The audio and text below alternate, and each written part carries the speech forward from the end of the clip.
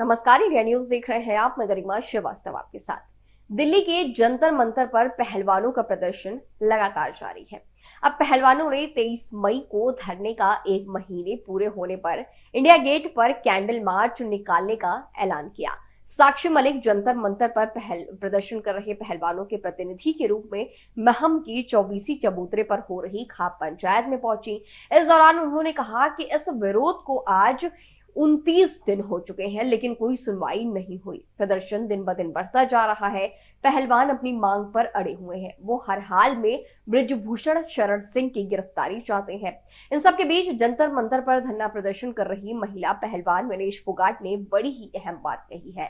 उन्होंने कहा कि खापों की महापंचायत में धरना प्रदर्शन को लेकर बड़ा फैसला लिया जा सकता है, जिसकी वजह से इस देश को भी नुकसान उठाना पड़ सकता है। आपको बता दें कि हाल ही में हरियाणा से दिल्ली के जंतर मंतर पर खाप पंचायत पहुंचा हुआ था, जहां पर उन्होंने अपनी मांगे रखी थी, जिसमें उन्होंने ये बात कही थी कि अगर सरकार WFI चीफ ब्रिजभूषण शरण सिंह के खिलाफ कठोर कार्रवाई नहीं करती तो हम कोई बड़ा फैसला ले सकते हैं और इस फैसले की वजह से सरकार को मुश्किलों का सामना उठाना पड़ सकता है।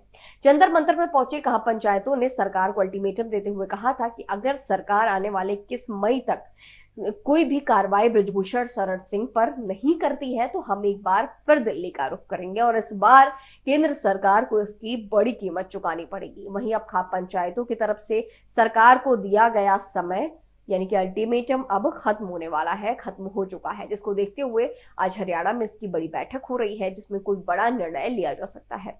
आगे क्या कुछ सामने आएगा को बताएंगे। बने रहिए इंडिया न्यूज के साथ। धन्यवाद।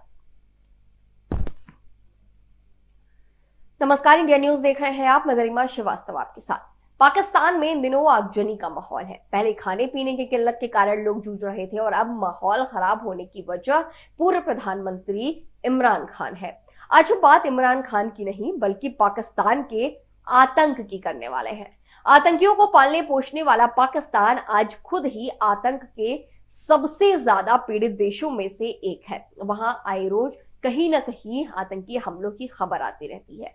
पुलिस फोर्स ही नहीं, वहां राजनेता भी आतंकियों के निशाने पर हैं। ये बात सामने आई कि वहां कुख्यात आतंकी संगठन तहरीके तालिबान पाकिस्तान TTP की नई हिट लिस्ट में पाकिस्तान के कई सत्तारूढ़ नेताओं के नाम शामिल हैं। इन नेताओं में PMLN की उपाध्यक्ष और पूर्व PM नवाज शरीफ की बेटी मरियम नवाज और आंतरिक मामलों के मंत्री राणा सनाउल्लाह शामिल है। न्यूज इंटरनेशनल की रिपोर्ट के मुताबिक प्रतिबंधित तहरीके तालिबान पाकिस्तान यानी कि TTP और उसके सहयोगी जमात उल अहरार यानी कि JUA की तरफ से तैयार की गई नई सूची में कई वरिष्ठ सरकारी अधिकारी भी शामिल हैं और दक्षिणपंथी राजनीतिक पार्टी जमात इस्लामी प्रमुख सिराजुल हक भी निशाने पर है। सिराजुल हक 19 मई को बलूचिस्तान प्रांत के एक दूरदराज के इलाके में एक आत्मघाती बम विस्फोट में बाल बाल बचे थे। इस घटना के एक दिन बाद ही ये जानकारी सामने आई है कि तहरीके तालिबान पाकिस्तान राजनेताओं को निशाना बनाने की योजना कर रही है। तहरीके तालिबान पाकिस्तान में सबसे घातक हमले करने के लिए कुख्यात है। TTP के आतंकवादी आए साल एक से एक भीषण हमलों को अंजाम देते रहे हैं और हर साल अलग अलग आतंकी संगठनों के हमलों में सैकड़ों पाकिस्तानी मारे जाते हैं। अब न्यूज इंटरनेशनल की रिपोर्ट में बताया गया कि पाकिस्तान का प्रतिबंधित आतंकवादी संगठन तहरीके तालिबान पाकिस्तान एक नई हिट लिस्ट के तहत वहां की सत्तारूढ़ पार्टी के शीर्ष नेताओं को निशाना बनाने की योजना कर रहा है।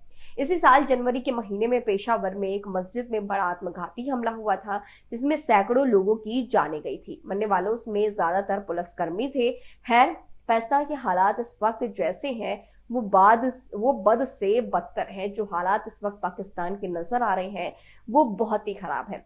आगे हर बड़ी अपडेट्स आप सभी तक पहुंचाएंगे। बने रहिए इंडिया न्यूज के साथ। धन्यवाद।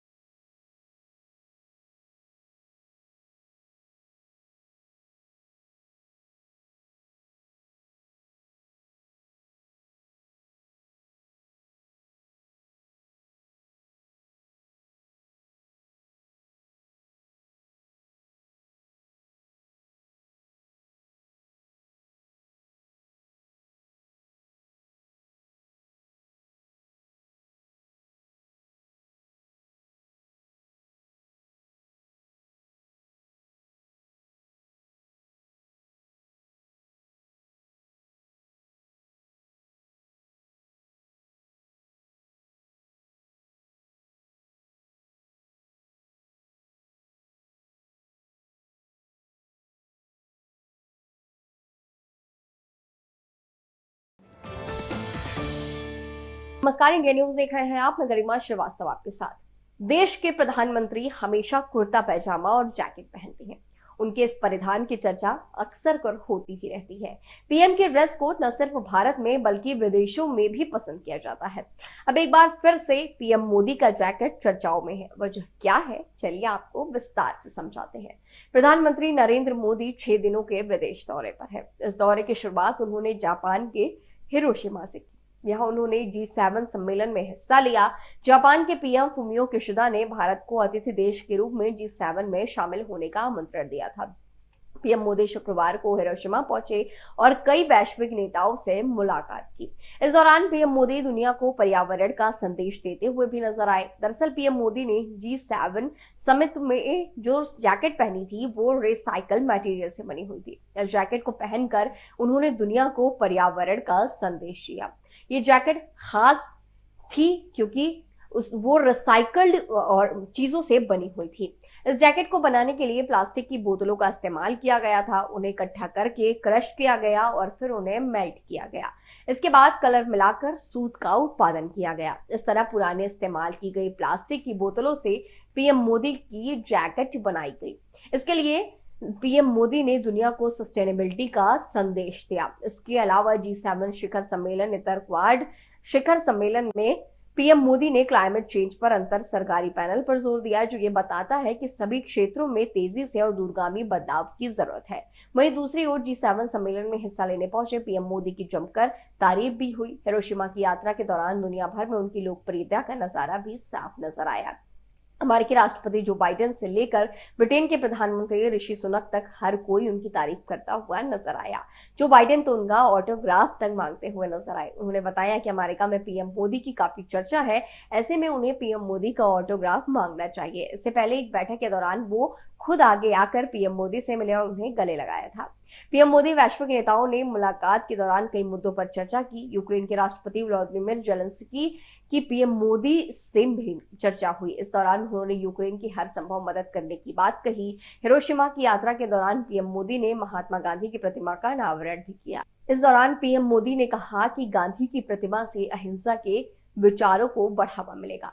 तमाम और भी बड़ी जानकारियां हम आप सभी तक पहुंचाएंगे। बने रहिए इंडिया न्यूज के साथ। धन्यवाद।